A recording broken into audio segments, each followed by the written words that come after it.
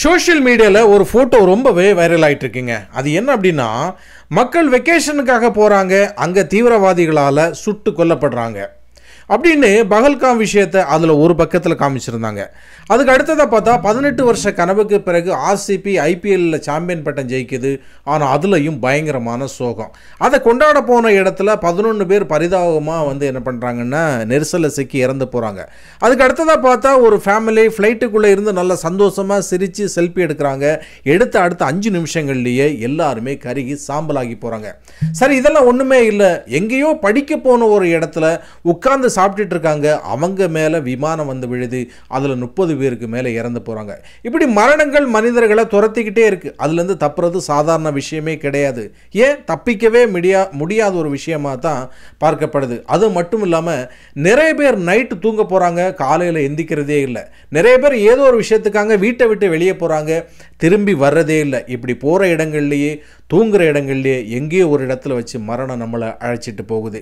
இப்படி ஒரு சோகமான ஒரு விஷயம் ஒரு பக்கம் இருந்தாலும் தினமும் நடந்தாலும் கொஞ்சம் பேர் பாதிக்கப்படுறவங்களாக இருக்கிறாங்க, கொஞ்சம் பேர் பார்வையாளர்களாக இருக்கிறாங்க. இதில் யார் பங்கேற்பாளராக இருப்பாங்க, யார் பார்வையாளராக இருப்பாங்க, யார் பாதிக்கப்படுவாங்க அப்படிங்கிறத நம்ம தீர்மானிக்கவே முடியாது. அது யார் கையில் இருக்கோ இல்லையோ, ஆனால் அது நிச்சயம் நம்ம கையில் இல்லை. அவ்வளோதான் நம்மளால் அதில் சொல்ல முடியும். ஆனால் ஒரு விபத்து நடக்கும்போது அது எதனால் நடந்திருக்கும்னு அலசி ஆராய்ந்து சொல்ல முடியும். அந்த வழியில் இப்போ இந்த அகமதாபாத்தில் நடந்த இந்த விமான விபத்து எதனால் நடந்திருக்கலாம், என்னென்ன ரீசன்களால் நடந்திருக்கலாம் அப்படிங்கிறத நிபுணர்கள் அலசியிருக்காங்க. இது ஃபைனல் கிடையாது. இது எதனால் நடந்திருக்கலாம் அப்படின்னு சில நிபுணர்களுடைய கருத்தை தான் நான் இங்கே பதிவு செய்ய போகிறேன். இந்த வீடியோவில் நீங்கள் இதுவரை தெரிஞ்சிக்காமல் இருக்கக்கூடிய உங்கள் காதிலே விழாத விஷயங்கள் இதில் இருக்குது. ஸோ இந்த வீடியோவை கடைசி வரைக்கும் பாருங்கள், உங்கள் ஃபேமிலி ஃப்ரெண்ட்ஸ் கூட ஷேர் பண்ணுங்கள். வாங்க வீடியோக்குள்ளாடி போகலாம். My name is Raju. This is evening tops. Welcome to evening tops friends club.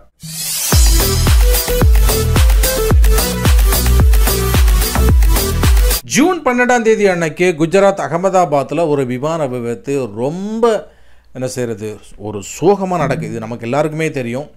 இந்த விமானம் குஜராத் அகமதாபாத்தில் இருந்து லண்டனுக்கு போயிட்டு இருந்தக்கூடிய ஒரு விமானம்.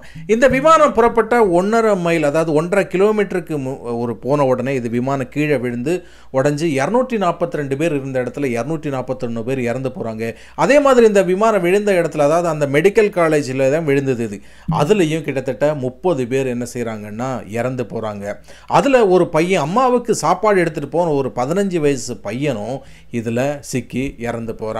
விசாரணைகள் நடந்துட்டு இருக்கும் போது இந்த விமான விபத்து எப்படி நடந்திருக்கும் அப்படிங்கிறத விசாரிச்சுட்டு இருக்கிறாங்க. இப்போ அந்த கருப்பு பெட்டி என்ன செய்திருக்காங்கன்னா கண்டுபிடிச்சு அதுலேருந்து அந்த ரிசல்ட் வர்றதுக்கு ஒரு 15 நாளைக்கு மேலே ஆகும் அப்படின்னு சொல்லியிருக்கிறாங்க. அதுக்கு முன்னாடி என்ன அப்படின்னா, இந்த விமான விபத்து எதனால் நடந்திருக்கும் அப்படிங்கிறத இவங்க என்ன செய்கிறாங்கன்னா சில நிபுணர்கள் பேசுகிறத பற்றி தான் நாம் இந்த வீடியோவில் பார்க்க போகிறோம். சரியா? இது ஏன் இப்படி ஆச்சு அப்படிங்கிறதுக்கான விசாரணைகள் நடந்துட்டு இருக்கு. விமான விபத்து நடந்த இடத்துல அந்த பில்டிங்கு மேலே இருந்து கருப்பு பெட்டியை கண்டுபிடிச்சிருக்கிறாங்க. அதை சரியாக விசாரித்து வர்றதுக்கு 15 நாட்கள் வரை ஆகும்னு சொல்லியிருக்காங்க. அந்த விபத்துக்கான காரணத்தை கண்டுபிடிக்க இருந்தாலும் இந்த விமான விபத்து நடக்கிறதுக்கு முன்னாடி பைலட்ஸ் மே டே அப்படிங்கிறத கால் பண்ணியிருக்காங்க. அது என்ன அப்படின்னா, ஒரு அவசரமான ஒரு நிலையில், ஒரு கிரிட்டிக்கலான ஒரு சிச்சுவேஷனில் இருக்கிற டைமில் தான் இவங்க மே டே அப்படிங்கிறத கூப்பிடுவாங்களாம். ஏன்னா அப்படின்னா அவங்களுக்கு தகவல் கொடுக்கறதுக்காக, இனிமேல் செய்கிறதுக்கெல்லாம் ஒன்றுமே இல்லை, ரொம்பவும் இக்கட்டான நிலையில் நாங்கள் இருக்கோம் அப்படிங்கிறத அறிவிக்கிறதுக்காகத்தான் இப்படி ஒன்று வச்சுருக்காங்களாம். இந்த விபத்துக்கு என்ன காரணமாக இருக்கும் அப்படிங்கிறத அமெரிக்கா, பிரிட்டன் மற்றும் இந்திய அதிகாரிகளும் விசாரிச்சுட்டு இருக்கிறாங்க. 2011ஆம் வருஷம் தான் இந்த 787-8 ட்ரீம் லைனர் ஃப்ளைட் முதல் முறையாக உபயோகத்துக்கு வந்துச்சு. இந்த ரக விமானம் ஆக்சிடென்ட் ஆகிறது இதுதான் ஃபர்ஸ்ட் டைம். வியாழக்கிழமை நடந்த விமான விபத்தில் 241 பேர் உயிரோடு இறந்துட்டாங்க. இவங்க அனைவருமே ஃப்ளைட்டில் ட்ராவல் பண்ணிகிட்டு இருந்தாங்க. இதுக்கு மேலே ஒரு காலேஜில் படிச்சுட்டு இருந்த பசங்களும் ஒரு 30 பேர் இறந்துட்டாங்க. இது நான் ஏற்கனவே சொல்லியிருந்தேன். இந்த விமானத்தை இயக்குன விமானிகளுக்கு சரியான அனுபவம் இல்லையா அப்படின்னு பார்த்தா அப்படியெல்லாம் கிடையாது. இந்த விமான இயக்குனர் பைலட்ஸ் கேப்டன் ஸ்மித் சபர்வால், அதே மாதிரி இந்த உதவி பைலட், இவங்க இருவருக்குமே 9000 மைல்களுக்கு மேலே, 9000 மணிக்கூர்களுக்கு மேலே ட்ராவல் பண்ண அனுபவம் இருக்குது. அது மட்டும் இல்லை, இந்த சபர்வால் அப்படிங்கிறவர் 22 வருஷமாக இந்த ஃப்ளைட்டு ஓட்டிகிட்டு இருக்கிறார். அந்த அவ்வளோ அனுபவம் அவருக்கு இதில் இருக்குது. இந்த விமான விபத்தில் உயிர் பிழைச்ச ஒரே ஒரு ஆளான விஸ்வாஸ்குமார் ரமேஷ் என்ன சொல்லியிருக்காரு அப்படின்னா, நாங்கள் கிளம்புற கொஞ்ச நேரத்திலேயே விமானத்துக்குள்ளே பயங்கரமாக ஒரு சத்தம் கேட்டுச்சு. அதுக்கு பிறகு விமானத்தால் மேலே உயர எழுப்பி பறக்க முடியல அப்படின்னு ஒரு தகவல் சொல்லியிருக்காரு. ஆமாம், அவர் சொன்னது சரிதான் அப்படிங்கிறத உறுதியாக இருக்க என்ன காரணம் அப்படின்னா, விமானம் பூமியிலிருந்து கிளம்பி ஒரு 625 அடிக்கு மேலே இந்த விமானம் பறக்கவே இல்லை. இந்த 625 அடி உயரம் வரைக்கும் போன விமானம் அதுக்கு பிறகு கொஞ்சம் கொஞ்சமாக கீழே அப்படியே அந்த பில்டிங் இடையில விழுந்து பயங்கரமாக வெடிச்சிருச்சு. ஏன் இந்த விமானம் உயரம் எழும்ப முடியாமல் போயிருக்கும்? ஒருவேளை 2 இன்ஜினுமே ஒரே நேரத்தில் ரிப்பேர் ஆகிருக்குமா? அப்படி ஒரே நேரத்தில் டபுள் இன்ஜினுமே ரிப்பேர் ஆயிடுச்சு அப்படின்னா அதுலேருந்து வெளியே வர்றதுக்கு 0% தான் வாய்ப்பு இருக்கிறதா? சில நிபுணர்கள் என்ன சொல்கிறாங்கன்னா, பைலட்ஸுக்கு வேறு எந்த ஆப்ஷனுமே கிடையாது. இருக்கிற 2 இன்ஜினுமே பழுதாயிட்டு அப்படின்னா கீழே விழுந்து தான் ஆக வேண்டும். அதே மாதிரி இந்த மாதிரியான டபுள் இன்ஜின் செயல் இழப்பில் முக்கியமான இன்ஜின் செயல் இழக்கும் போது வேறு சில விஷயங்களை இயக்கிறதுக்கு ரேட் அப்படிங்கிற சொல்லக்கூடிய டர்பன் பொருத்தப்பட்டிருக்குமா? ஆனால் அது இந்த விமானத்தில் பொருத்தப்பட்டு இருந்துச்சா அப்படின்னு ஒரு கேள்வியும் இப்போது எழுந்திருக்கு. டபுள் இன்ஜினுமே ரிப்பேர் ஆச்சுன்னா அதுலேருந்து வெளியே வர முடியாது அப்படின்னு தான் கேட்குறதுக்கு கஷ்டம்தான். ஆனால் மிராக்கலாக ஒரு வாட்டி நடந்திருக்குங்க. 2009ஆம் வருஷம் அமெரிக்க நியூயார்க்கினுடைய விமான நிலையத்திலேருந்து புறப்பட்ட கொஞ்ச நேரத்தில் ஒரு விமானத்தில் பறவைகள் மோதி 2 இன்ஜினுமே செயலிழந்து போச்சு. ஆனால் அந்த விமானிகள் உடனடியாக பாதுகாப்பாக தரை இறக்கிட்டாங்க. இது மிராக்கல் அப்படின்னா இன்றைக்கும் சொல்லிகிட்டு இருக்கிறாங்க.